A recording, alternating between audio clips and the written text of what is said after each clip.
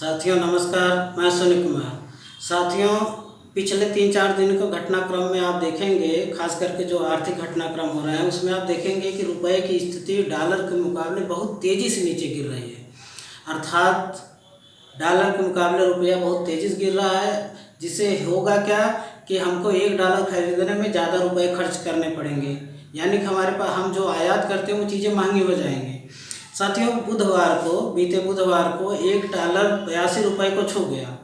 अंततः जो है कारोबार बंद होता है जो है 81.93 ₹81.93 पे जाके।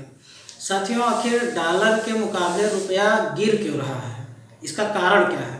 साथियों, इसके छोटे से कुछ कारण है। किसी भी घटना के पीछे कई कारण होते हैं, लेकिन जो मेन कारण 3-4 कारणों में जब बात समेटने की होती है तो उसमें होता है कि विदेशी बाज़ारों में डॉलर की मांग बहुत तेज़ी से बढ़ रही है। ऐसे में क्या है कि जब डॉलर की मांग बढ़ रही है तो उसकी कीमत बढ़ेगी। बाज़ार का नियम ये है कि जिसकी मांग ज़्यादा होती है उसकी कीमत बढ़ती है, जिसकी मांग कम होती है उसकी कीमत घट जाती है। दूसरे नंबर पे जो विदेशी निवेशक थे जिन्होंने भारत में अपनी पूंजी लगाई हुई थी, अब विदेशी निवेशक जब आते हैं तो डॉलर लेके आते हैं और भारत के बाज़ार में अपना कारोबार रुपए के रूप में करते हैं। तो ऐसे में क्या होता है कि रुपया जो है थोड़ी मजबूत स्थिति में रहता है, लेकिन वो विदेशी निवेशक बहुत तेज़ी से भारतीय बाज़ार से अपना पैसा निकाल रहे हैं और पैसा निकालने के क्रम में वो डॉलर की खरीद कर रहे हैं। इस वजह से डॉलर महंगा होता जा रहा है और रुपए की कीमत घटती चली जा रही है। साथियों, भारत से पूंजी निकाल क्यों रहे हैं, ये कारण भी आएगा कि लोग यहाँ से पूंजी निकाल रहे हैं तो क्यों निकाल रहे हैं। तो देखिए साथियों, आर्थिक गतिविधियों के लिए शांति और सुव्यवस्था ये बहुत ज़रूरी चीज़ है। आर्थिक गतिविधियों के लिए शांति का माहौल जो है बहुत अनुकूल होता है। तो यहाँ की जो मोदी सरकार जो थी उन्होंने क्या है कि पूंजीपतियों के अनुकूल यहाँ की नीतियाँ बनाने में असफल रहे हैं, यानी कि जो नीतियाँ पूंजीपतियों को चाहिए थी वो बना नहीं पा रहे हैं। एक तो ये सरकार पूंजीवाद की तरफ बढ़ती चली जा रही है और ऐसे में अगर अनुकूल परिस्थितियाँ नहीं दे पा रही है तो पूंजीपति यहाँ से पैसा निकाल के ऐसी जगहों पर निवेश करना चाहेंगे जहाँ शांति और व्यवस्था हो, जहाँ कानून का राज हो, ताकि उनका व्यापार फले फूले और उनका परिवार भी सुरक्षित माहौल में रह सके। मोदी सरकार बार बार कहती है कि हम भारत को 5 ट्रिलियन इकोनॉमी बनाएंगे, यानी कि $5 ट्रिलियन की इकोनॉमी बनाएंगे। कहने को तो कह देते हैं, जिस तरीके से उन्होंने कहा कि हम 15 लाख रोजगार देंगे, 15 लाख प्रत्येक खाते में देंगे, 2 करोड़ प्रत्येक वर्ष रोजगार देंगे, उसी तरीके से कहने में क्या जा रहा है। कहने में तो पैसा नहीं लगता है, न कोई रणनीति बनानी पड़ती है, बोल देते हैं तो कह तो रहे हैं, लेकिन इसके पीछे इन्होंने कोई वैज्ञानिक आधार तैयार किया है, कोई आर्थिक आधार बनाया है, कोई इन्होंने पैमाना मानक कुछ तय किया कि किस बेस पे आप कह रहे हैं कि हम 5 ट्रिलियन इकोनॉमी बना देंगे। उसके बाद साथियों, भारत में जो नफरती माहौल इस समय बढ़ा है, जो हेट स्पीच बढ़ता चला जा रहा है, जिस पे सुप्रीम कोर्ट ने भी सख्त टिप्पणी की है और सरकार भी अब जो है गोदी मीडिया से लेके तमाम नेताओं के ऊपर लगाम लगाने की तैयारी कर रही है कि हेट स्पीच यानी नफरती भाषणों पर रोक लगाई जाए। तो ये कहीं ना कहीं जो नफरती भाषण और नफरती माहौल होता है उससे भी जो है विदेशी निवेशक जो है यहाँ से अपनी पूंजी बाहर निकालते हैं और कहीं और जाते हैं। ऐसे में कई फैक्टर, आपके जो अनुकूल परिस्थितियाँ न होना, कोई वैज्ञानिक ढांचा न बना पाना जिसके आधार पे जो है पूंजी को यहाँ निवेश करें और मुनाफा कमाएं। तीसरे नंबर पे आप हेट स्पीच यहाँ बढ़ाते जाएंगे तो ऐसे में क्या होगा, निवेशक यहाँ से पूंजी निकालेंगे। आप देख लीजिए कि तमाम अफ्रीकन कंट्रीज या फिर वो इस मध्य एशियाई देश जहाँ पे बार बार अशांति की स्थिति रहती है, वहाँ कौन पूंजीपति जाता है?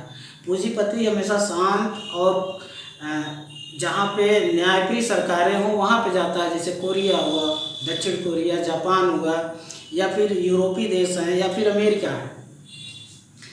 अब साथियों, बात आती है कि जब डॉलर महंगा हो रहा है, रुपया लगातार गिर रहा है, तो इसका असर हमारे ऊपर यानी आम भारतीयों पर क्या पड़ेगा।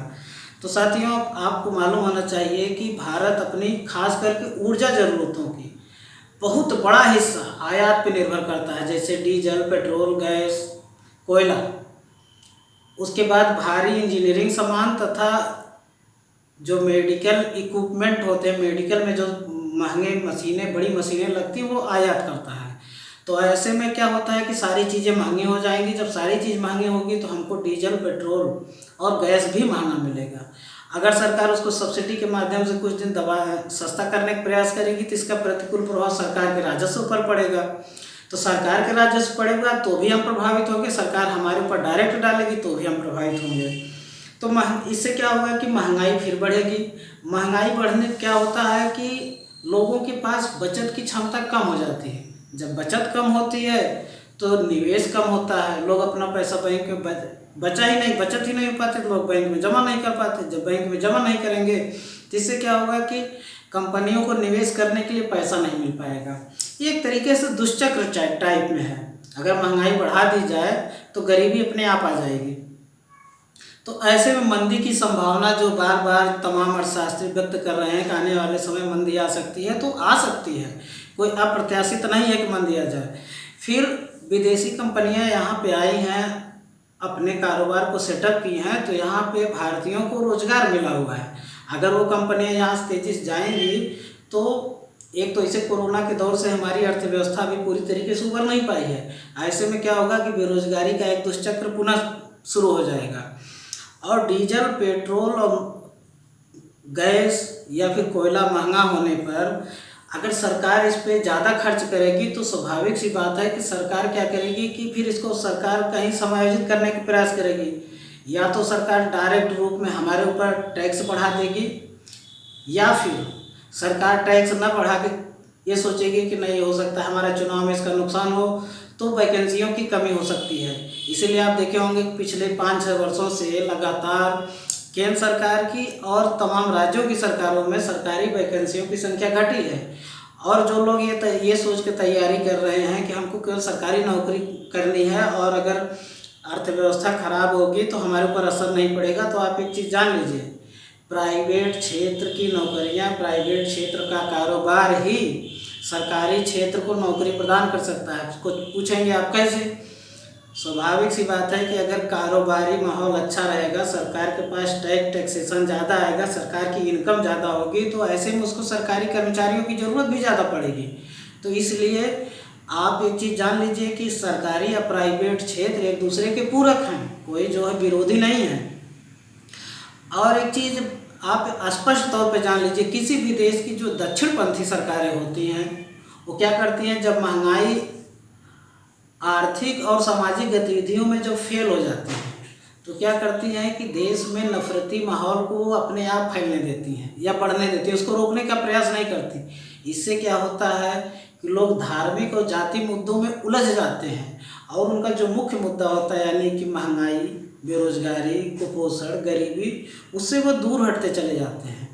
साथियों, आपको मैं बता दूं कि 2013-14 में माननीय मनमोहन सिंह प्रधानमंत्री हुआ करते थे। उस समय $1 60 रुपये के बराबर था। प्रधानमंत्री मोदी जी को जब मौका मिलता है तो मोटा मोटी ये $1 60 रुपये वाली स्थिति पाते हैं, यानी कि 60 रुपये खर्च करके $1 जो है मिल जाता था।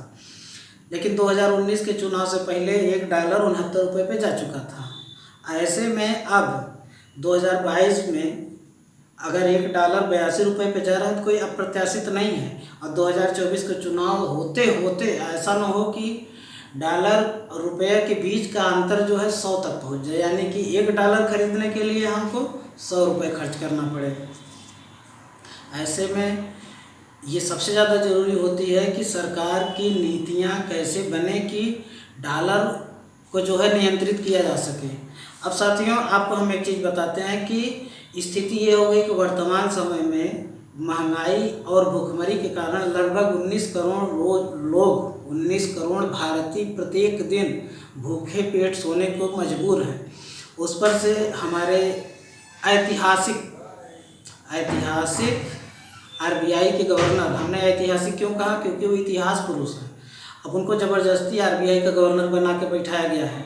उन्होंने कहा कि रुपया जो हमारा है वो फ्लोटिंग मुद्रा है। फ्लोटिंग मतलब अपने आप तैरती रहती है, उस पर हमारा कोई नियंत्रण नहीं होता है।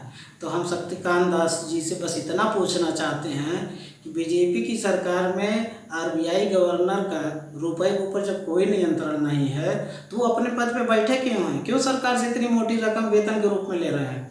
वो भी तो अपने एक तरीके से बोझ बन के ही बैठे पड़े हैं। और दूसरी चीज़, क्या आपसे पहले की जो सरकार थी उसमें रुपया फ्लोटिंग मुद्रा नहीं थी? जब प्रधानमंत्री नरेंद्र मोदी जी ने ये बयान दिया था कि हम समझ नहीं पा रहे हैं कि रुपया ज़्यादा गिर रहा है, प्रधानमंत्री की गरिमा ज़्यादा गिर रही है। अब इसका जवाब मोदी जी स्वयं दें कि रुपया ज़्यादा गिर रहा है कि प्रधानमंत्री जी की गरिमा ज़्यादा गिर रही है, क्योंकि हम इस पर कोई टिप्पणी नहीं कर सकते। वो खुद जो है इसके बहुत बड़े जानकार हैं। उनका आप भाषण सुनिए जिसमें वो साफ साफ कहते नज़र आ रहे हैं। तो और दूसरी चीज़, अब हम बात कर रहे हैं कि जब रुपए की बात हो रही है तो बैंकिंग क्षेत्र की ही बात हो रही कर लेते हैं। बैंकिंग क्षेत्र में आज के समाचार अमर उजाला की रिपोर्ट के अनुसार जो है कुल 1.06 लाख पद जो कि स्वीकृत पद थे वो खाली हैं। इसके अलावा सरकार ने न तो इस पद को भरा और न ही नए पद के सृजन का प्रयास की, बल्कि उल्टे तमाम नौकरियों को इन्होंने घटाया है, क्योंकि तमाम बैंकों का 2 से 3 बैंकों का मर्जिंग करके एक बैंक बनाए हैं।